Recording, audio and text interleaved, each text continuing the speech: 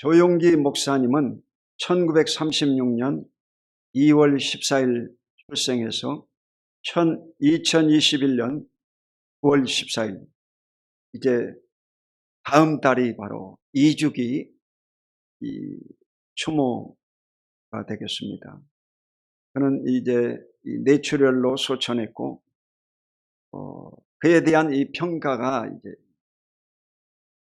명암이 있습니다. 어두운 면이 있고 또 밝은 면이 있듯이 긍정적인 면이 있고 부정적인 면이 있고 그렇습니다. 그의 이 장점은 바로 복음을 대중화시켰다, 그렇게 표현을 합니다. 그리고 단점은 바로 이 기복주의 번영신학이다. 한국 교회가 원래 순수했는데 세속화가 많이 돼가지고 교회들이 장감성 교회도 다 부패해가지고 잘못된 이 성장주의로 인해서 교회가 부패했다, 그렇게 이제 이 객관적으로 평가를 합니다. 저 설교를 이 제목을 안 하려다가 제가 그 2023년 7월 20일 목요일 날 2주 전에 꿈을 꾸었습니다. 저 4시 30분 이 조용기 목사가 나타났어요. 원래 이 돌아가신 분들 꿈 잘 안 꾸거든. 나타났어요. 딱 나타나. 자기 동생하고 그 옛날 전성기 때 모습. 우리가 이제 기억하는 것은 이제 공개를 어떤 또 신체에 약함이 있어가지고 말년에 아주 힘들으셨거든. 그런 약한 모습이 아니더라고. 강한 모습이. 강한 모습. 계시록 1장에 보면 그 인자에 대해서 기록되어 있는데 15절에 보면 그의 발은 풀무불에 단련한 빛난 주석 같고 강한 모습이었다는 거예요. 제가 보기에는 강한 모습. 그래서 옛날에 그 젊었을 때 카리스마 넘칠 때 그런 모습으로 딱 이 우리 교역자 모임에 오시더라고요. 이렇게 오시더라고요. 그래서 우리에게 이제 선물을 하나씩 이제 준다고 해요. 그 선물이 뭘까? 내가 보기에 이 노트북 같은 거예요. 노트북 같은 거. 이런 걸 하나씩 준다는 거예요. 그런 꿈을 이제 꾸었습니다. 이래가지고 이 설교를 이제 하게 된 것입니다. 여러분, 이 성경이라고 하는 것은 뭐냐? 성경은 여러분 신구약으로 되어 있습니다. 신구약. 그래서 여러분이 이 머릿속에다가 이제 다 입력을 해야 돼요. 복음에 대해서 우리가 시리즈로 말씀을 나누는데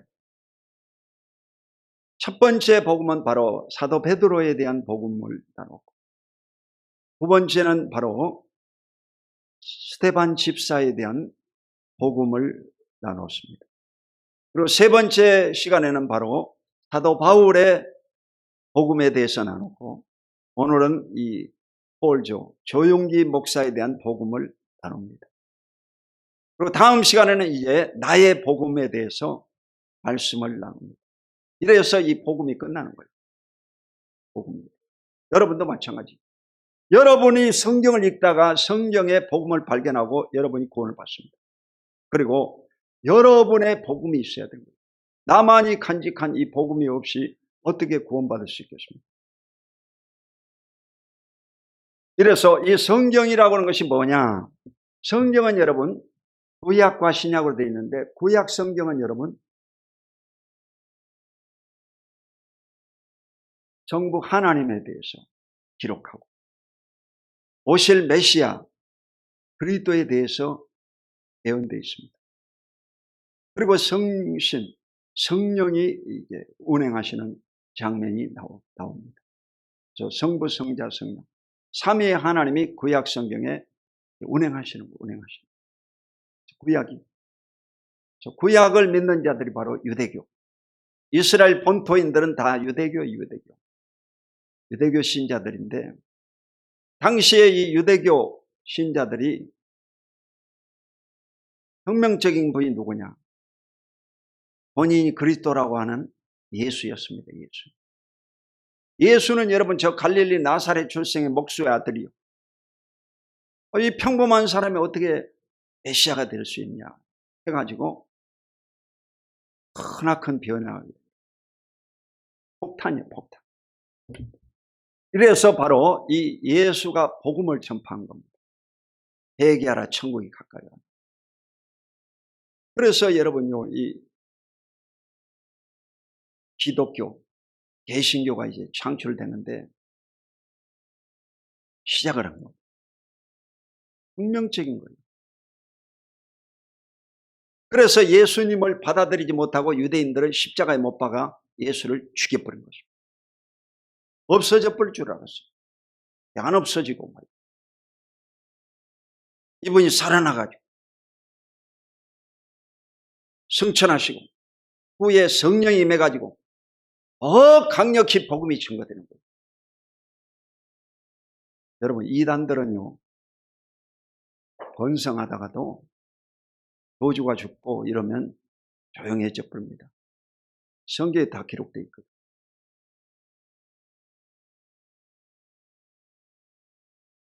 그리고 나서 여러분, 이 중세 카톨릭 교회는 이 동방교회와 서방교회, 서방교회는 카톨릭 교회예요.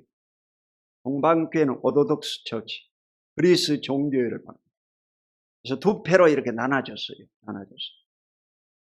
근데 이 카톨릭 교회가 콘스탄티노스에 의해서 이 국교가 되는 바람에 박해하던 이 기독교가 국교가 됐어요. 그러다 보니까 이 교회에 혜택을 많이 준 거예요. 이래가지고 교회가 엄청 부흥이 된 거죠. 그래서 교회가 부패하고 썩어버린 거예요. 이래서 여기에 깃발을 들고 나온 자가 바로 말틴 루터입니다. 수도사였던 그가 바로 종교를 개혁시켜야 된다. 95개의 조항을 내걸고 유럽의 획기적인 변화를 가져옵니다. 1517년. 그래서 금년이 바로 506년이 됐어요. 500년이 됐어요. 500년. 그리고 이 대한민국에는 여러분 1885년, 이걸 기억하고 있어야 돼. 시험에 나온다 이게. 따라해봐. 1885년. 이게 1885년이라는 숫자를 꼭 기억해야 됩니다. 이게 뭐냐? 미국의 언더우드 아펜젤러가 바로 대한민국의 제물포항에 이 복음을 들고 첫 발을 내딛었습니다. 그런 지 바로 138년이 됐습니다. 138년. 그런데 이 한국이 여러분요, 지금 크게 부흥을 하고 세계 두 번째 가는 선교 강국이 되었지만 많이 부패해버린 거예요. 썩어버린 거예요. 교회들이. 다시 개혁을 해야 될 때예요. 지금. 이 1885년을 제가 조사해 보니까 조선 고종 22년째입니다. 원래 이 조선은 남북한이 여러분 다 하나였습니다. 하나의 임금이 바로 북한까지 다 관리를 했다 이거요. 하나였다 이 말이죠. 그런데 바로 그때 당시가 이 청일 세력 다툼기였습니다. 원래 우리나라는 이 전통적으로 이 내륙 세력인 중국의 압력에 의해서 통치되고 다스려졌던 나라입니다. 내륙권의 이 마지막 반도였습니다. 이래서 신흥 세력인 이 일본이 치고 들어와 가지고 이제 후에 우리나라를 강제 점령을 합니다. 그걸 강점기라고 해요. 강점. 근데 이때 우리나라가요 정신을 못 차리고 1884년 1885년이 선교사가 들어온 날짜라고 그랬죠. 1884년이 뭐냐? 갑신정변이다. 제2 갑신정변. 중요한 거예요. 이 갑신정변이 일어난 거예요. 여러분도 국사 시험에 볼 때 그런 거 많이 나왔을 거예요. 갑오경장, 갑신정변, 한성조약, 이게 다 나오는 거예요. 시험에 나오는 거예요. 이 갑신정변이 일어났는데 바로 이 김옥균이 바로 국가를 개혁시켜야 된다 해가지고 실패합니다. 청나라로부터 독립이 되고 자주 국가를 이루어야 된다라고 하는 이 목표였습니다. 그런데 그가 3일 만에 실패하고 암살당해 죽습니다. 그래서 이 갑신정변을 실패함으로 인해서 대한민국은요, 일본의 식민지로 들어가는 첫발이 됩니다. 중요한 얘기죠. 여러분, 1860년에 중국은요, 양무운동이 일어나서 서양 문물을 받아들였고 1868년 일본은 메이지 유신으로 인해서 서양 문물을 받아들이고 그들은 이미 이 총을 준비하고 포를 준비하고 있어요. 우리나라는 거기에 여러분 대응을 하지 않아가지고 바로 1910년 8월 29일 일본에게 점령당해버린 거예요. 먹혀버린 거예요.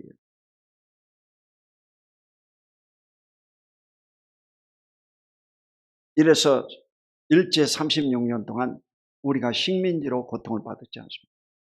여러분, 한국 교회도 마찬가지고 여러분도 마찬가지고 정신을 차려야 돼요.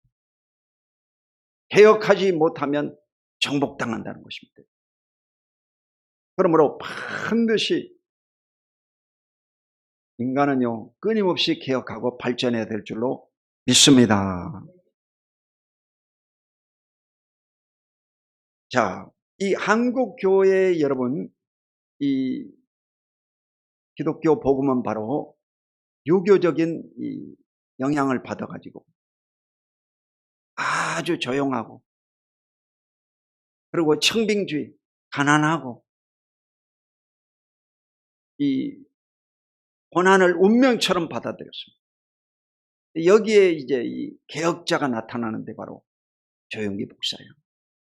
조영기 목사가 바로 나타나가지고 5명을 이끌고 저 불광동 깨밭에다가 텐트 치고 교회를 시작했는데 이 교회가 어마어마하게 부흥이 돼가지고 75만 성도까지 이르렀습니다. 기네스북에 올라 큰 부흥이 일어났습니다. 여기 안주하면 안 돼요. 여러분, 조 목사 이전에는 한국에 누가 있었느냐? 박태선이 있었어요. 박태선. 천부교라고. 이 박태선을 조사해 보니까 박태선 때도 70만까지 올라왔더라고요. 이야, 깜짝 놀랐네. 이단인데도 불구하고 70만 명까지 올라왔다. 그런데 지금 다 흔적도 없이 사라져버렸죠. 자만해서는 안 된다. 한국교회도 자만하면 안 된다. 한국교회 여러분요, 이 교회 전체의 40%가 이단입니다. 종신대 신학대학원 박영규 박사가 그렇게 발표하더라고요. 40%가 이단. 이단 공화국이 아주. 여러분 신앙도 바르게 정립하지 못하면 이단에 사로잡혀가지고 영혼을 버려버리는 거예요. 정신을 바짝 차리고. 그럴 때 말씀에 확실해서 복음으로 하나 되어야 될 줄로 믿습니다. 자, 이 조영기 목사의 복음은 뭐냐? 첫 번째, 구원의 복음. 따라봐, 구원의 복음. 로마 3장 23절로 24 시작. 모든 사람이 죄를 범하였음에 하나님의 영광에 이르지 못하더니 그리스도 예수 안에 있는 속량으로 말미암아 하나님의 은혜로 값없이 의롭다 하심을 얻은 자 되었느니라. 인간은 여러분 다 죄인이라는 거죠. 모든 사람이 죄를 범하였으면 하나님의 영광에 이르지 못한다. 로마 3장 24절. 인간은 여러분 다 죄인들이라는 거예요. 로마서 6장 23절. 죄의 삭은 사망이다. 범죄한 사람은 다 죽게 돼 있어요, 여러분. 왜 이단이 망하느냐? 이단은 잘못된 진리이기 때문에 여러분 망하게 돼 있죠. 죄를 범했으니까. 자기가 하나님이라고, 자기가 성령이라고, 자기가 예수라고 그러고 다 거짓말 치는 거죠. 지가 말입니다. 무슨 이스라엘 족속도 아니고 어디서 피를 받아서 메시아가 되겠어요? 택도 없는 소리지. 인간이라고 하는 것은요, 다 죄인들인데 죄 문제를 해결할 자는 누구냐? 예수밖에 없다는 거예요. 왜냐? 예수는 죄 없는 분으로 죄 있는 저와 여러분들을 위해서 십자가에 못 박여 피 흘려 죽으셨고 그를 믿으면 구원받는다는 거예요. 이게 진리입니다. 그러므로 예수의 피를 뿌려서 죄사함을 받은 자가 구원을 받고 의롭다함을 얻게 되는 줄로 믿습니다.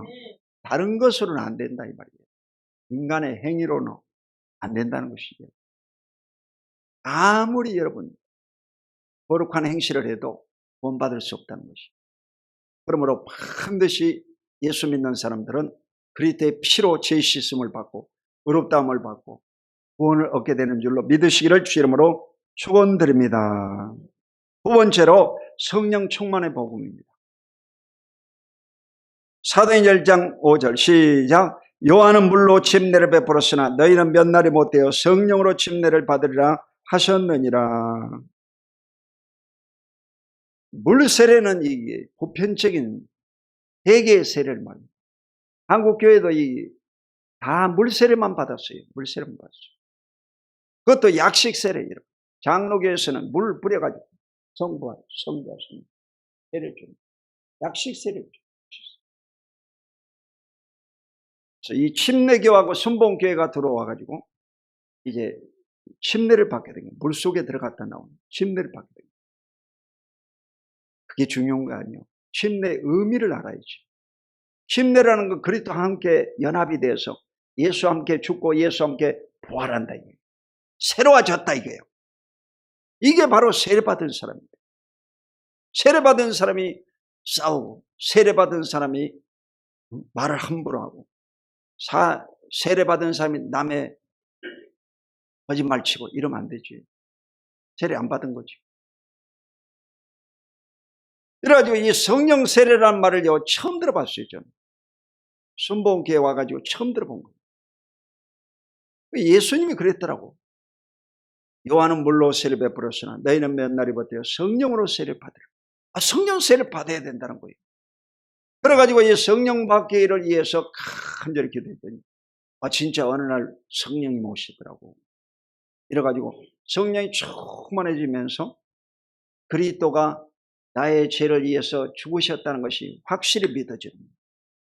애에 눈물이 나오고 그리스도 앞에 헌신하고 복종해야 되겠다는 강한 열정이 일어나더라고요. 이게 성령 세례예요. 성령 세례. 성령 세례가 뭐냐? 성령 세례는 바로 사역을 이루려고 하는 세례입니다. 사명 세례라고 해요. 사명 세례. 사명적 세례가 바로 성령 세례예요.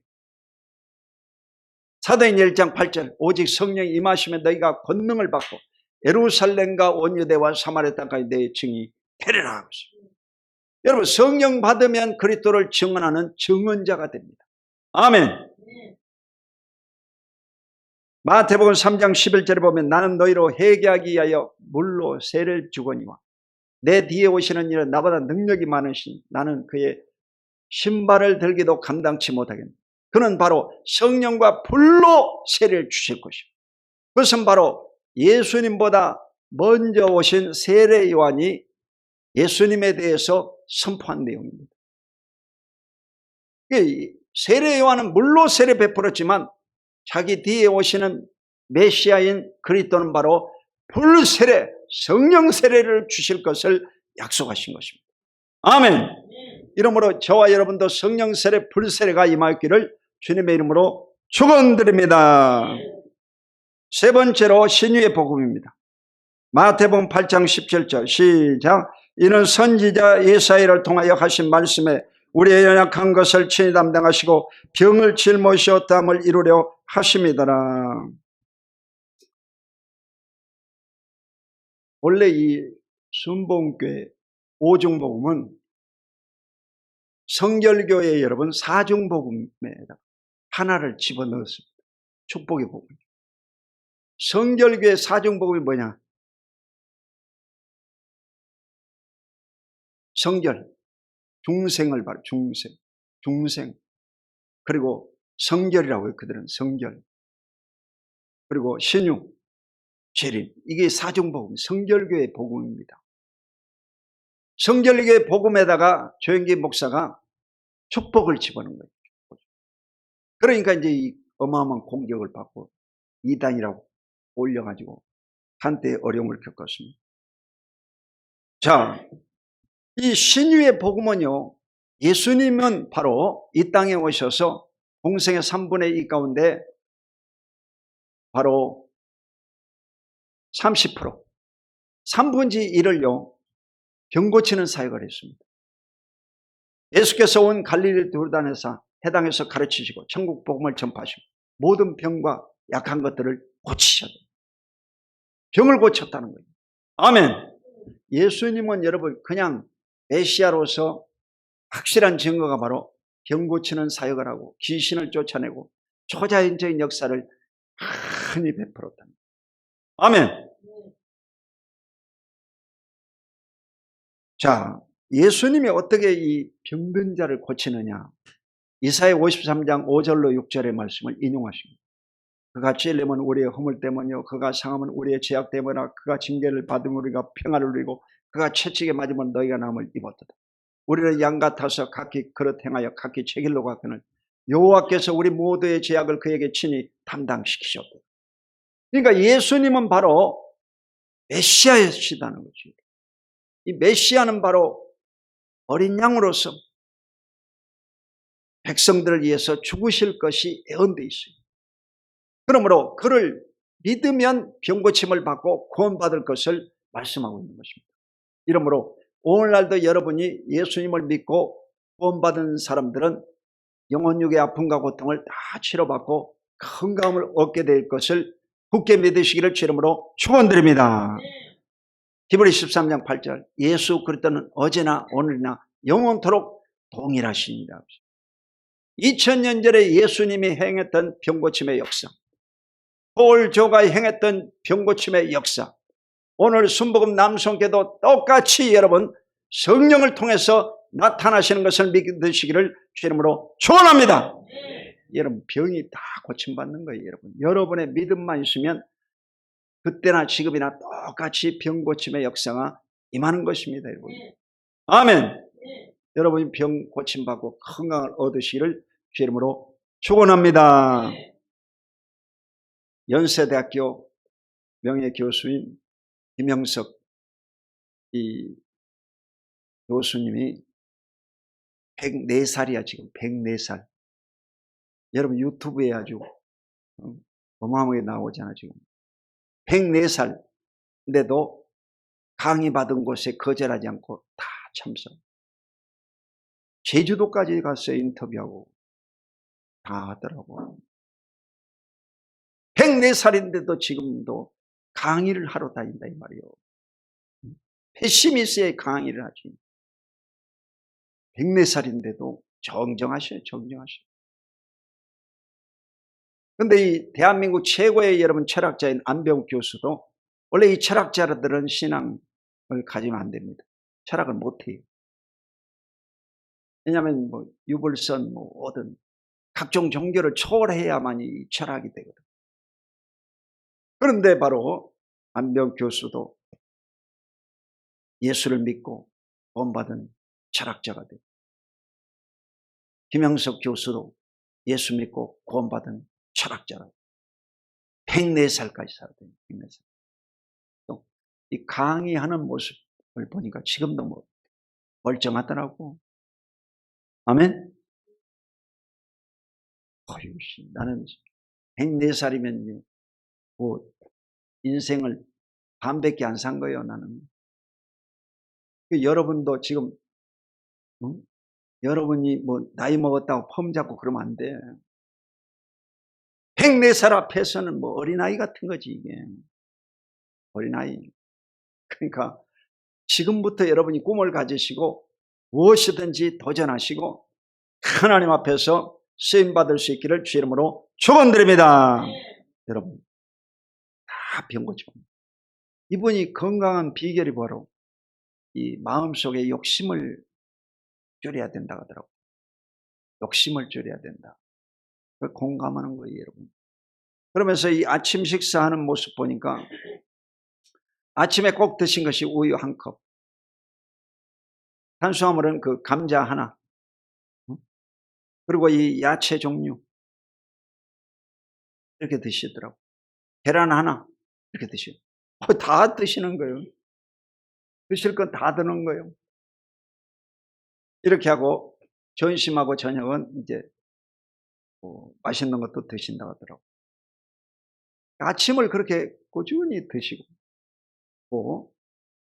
6시만 되면 딱 일어나고 잠은 10시에 주무시고 잠 엄청 많이 자는 거예요. 이 뭐 몇 살까지 얼마만큼 살라고 그러는지 잠을요 저보다 더 빨리 자는 거예요.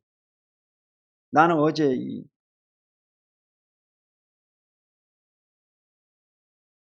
1시 45분에 일어난 것 같아요. 잠을 못 잤어 어제.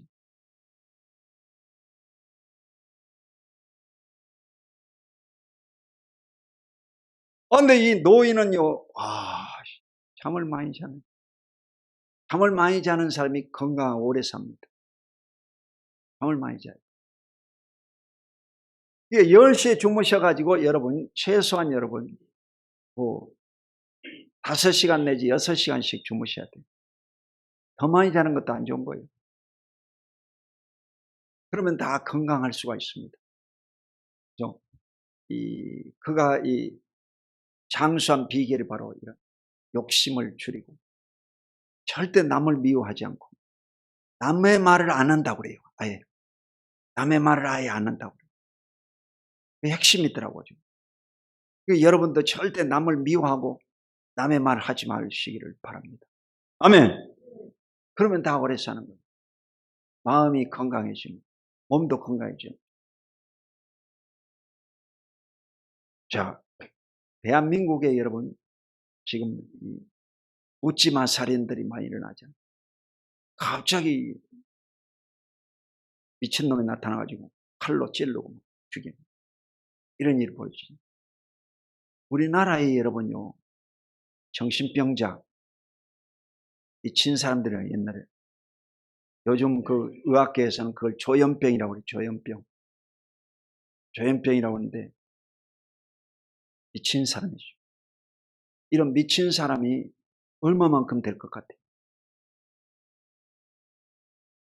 여러분 50만 명. 대한민국에 50만 명이 지금 중병을 앓고 있어요. 근데 여기에 30만 명이 지금 치료를 안 받고 은둔해 있다는 거죠.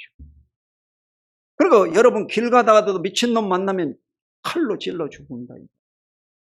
정신 차려야지. 30만 명이 지금 숨어서 돌아다니고 있어요.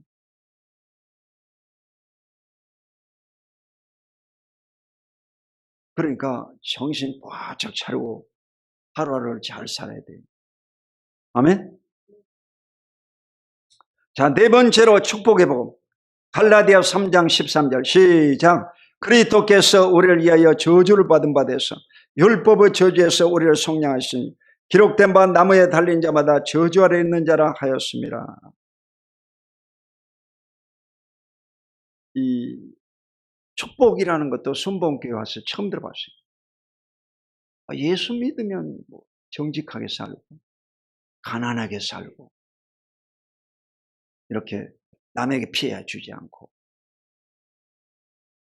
이렇게 사는 줄 알았어요. 근데 안 그렇다는 거예요. 예수를 믿으면 구원받게 되고 죄사함 받고 성령 받을 뿐만 아니라 축복받아가지고 부자가 될 수 있다. 이런 얘기를 처음 들어봤어요. 처음 들어보니. 근데 이 성경에 있더라고. 이게 성경에 있어. 이 갈라디아서 3장 13절 말씀을 여러분 다 암송해야 돼. 갈라디아 3장 13절하고 고린도후서 8장 9절을 외워야 되는데 어떻게 외우나? 그리스도하고 예수가요 헷갈려요. 이 우리나라에는요 하느님하고 하나님하고 헷갈립니다. 뭐가 맞는 것 같아요, 여러분? 하느님이 맞아, 하나님이 맞아. 애국가에 하나님으로 바꿔놨더니 어떤 놈이 또 하느님으로 또 바꿔놨다고 하더라고. 참, 정권만 바뀌면 하느님으로 가버리고 또 하나님으로 왔다가 하느님으로 가고 이렇다 하더라고.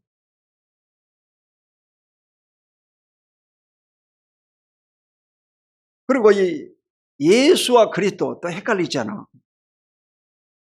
여러분, 이 그리스도는 기름 부음 받은 자를 말하고 예수는 저희 백성을 저희 죄에서 구원할 자들, 죄의 문제를 해결한 자가 예수다. 이름이 그래요. 그러니까 예수와 그리스도하고 한국교회는 싸운다는 거예요. 그러면 안 되겠지, 여러분. 그래서 이 성경 말씀을 외우는 비결이 있습니다. 갈라디아 3장 13절은 그리스도야. 그리스도께서 우리를 위하여 저주를 받는 율법의 질서 우리 성령에서 기록된 바 나무에 달린 자는 저주 아래 있는 자라 하였습니다. 그리스도를 먼저 외우면 갈라디아 3장 13절.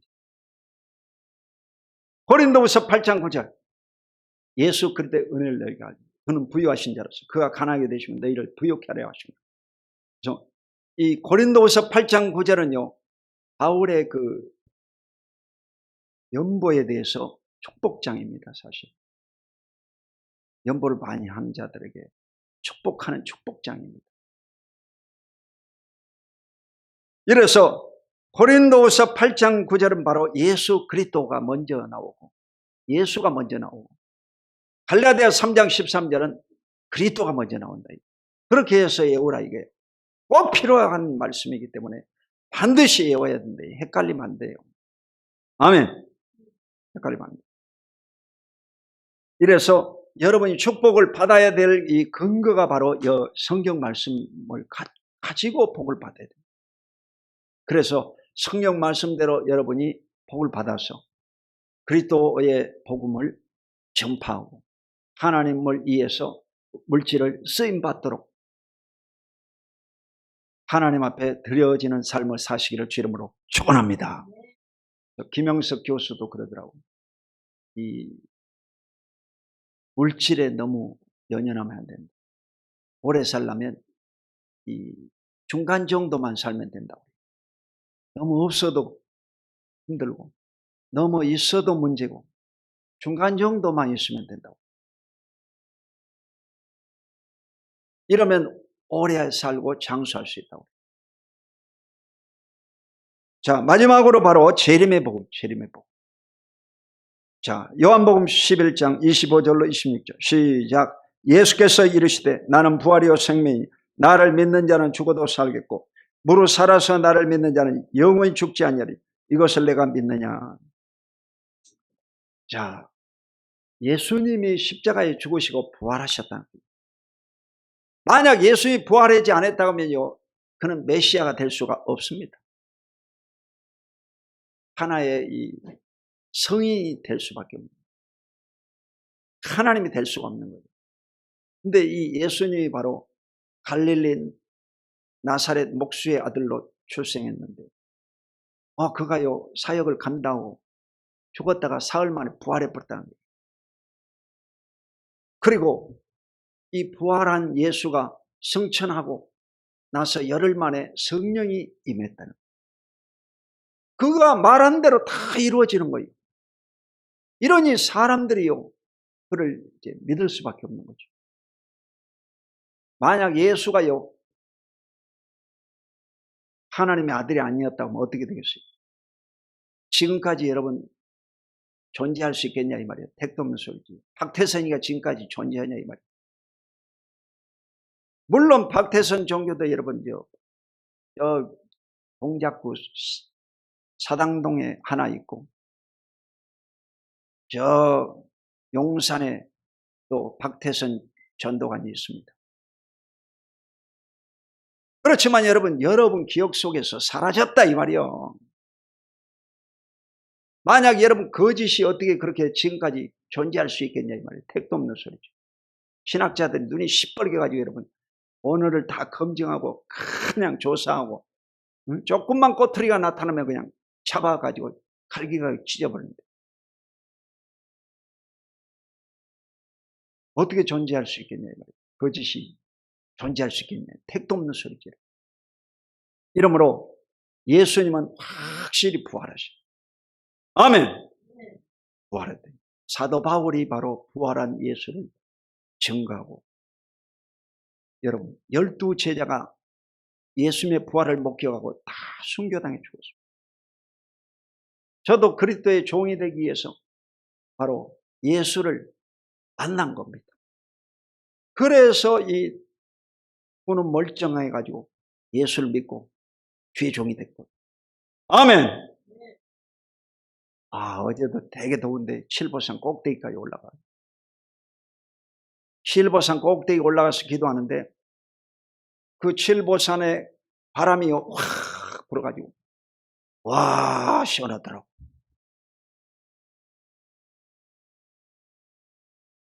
그 바람 안 불면 엄청 덥거든 아주. 근데 보니까 이 산에 왔다 갔다 하는 사람은 한 50, 60대 이 남자들, 50, 60대 남자들은요, 이 쓸모가 없습니다. 용도가 쓸모가 없습니다. 이 남성들은 이제 갈 데가 없는 거예요, 한마디로. 그러니까 이 산에 왔다 갔다. 산에 왔다 갔다. 그래서 이 여성들은요, 뭐 나이가 먹어도 아들네 집에 가서 애기도 좀 봐주고, 밥도 좀 해주고, 빨래도 좀 해주고 그렇지만 남자들은요, 오란 데가 없습니다. 그래, 안 그래? 그러니까 여러분요, 이 부인을 딱 때려잡고, 여러분 잘 맞춰가면서 사는 날까지 건강하게 살다가 주님 부르면 천국 가야 될 줄로 믿습니다. 여러분, 너무 세게 얘기했나? 사실이 그렇다 이 말이에요. 사실이 그렇다. 자, 예수님은 여러분 확실히 부활하셨어요. 데살로니가 4장 16절 17절. 주께서 호령과 천사장의 고함과 하나님의 나팔로 하늘 쫓아 강림하시고 주 안에서 죽은 자가 먼저 일어나고 살아남은 우리도 주와 함께 영원히 살리라. 아멘. 예수님이 다시 오시는 그날 우리는요 다 부활하게 됩니다. 부활하게 됩니다. 이게 여러분 요한계시록 있잖아요. 계시록을 읽어봐야 돼요.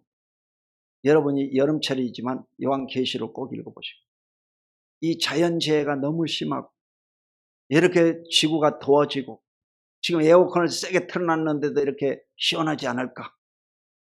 그것은 여러분요 바깥기온이 덥기 때문에 점점 앞으로 지구가 뜨거워지는 거예요.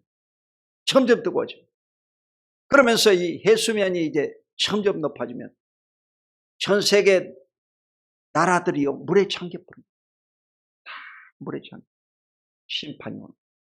마지막 때 심판이 와요. 바벨론 패망이 여러분 계시록에 나오잖아. 바벨론이 패망되고. 바벨론은요 돈, 음란, 뭐 사치 세 가지잖아. 여러분 돈과 음란과 사치 아무리 해도 여러분 멸망당한다. 지구 인구의 3분의 1이 죽임을 당합니다. 다 죽게 돼 있어요. 그게 여러분이 이 바벨론 심판이야. 마지막 심판입니다, 여러분. 이래서 이 지구가 바로 멸망을 향해 가고 있는 거죠. 내가요, 이 자동차를 끌고 다니지만, 좀, 웬만하면 걸어 다니려고 그래요. 왜 그러냐? 재짓는 느낌, 재짓는 느낌. 이 자동차에서 나오는 매연이 바로 여러분 코로 다 들어갑니다. 여러분 코로 다 들어갑니다. 인간의 수명을 단축시킵니다. 그래서 이 아파트에서 차를 끌고 나오면서요, 미안한 감이 있어요. 아이씨, 걸어와야지. 연기 내면서 시끄럽게 하고 잠자는 데 지장을 주고 죄책감이 와요.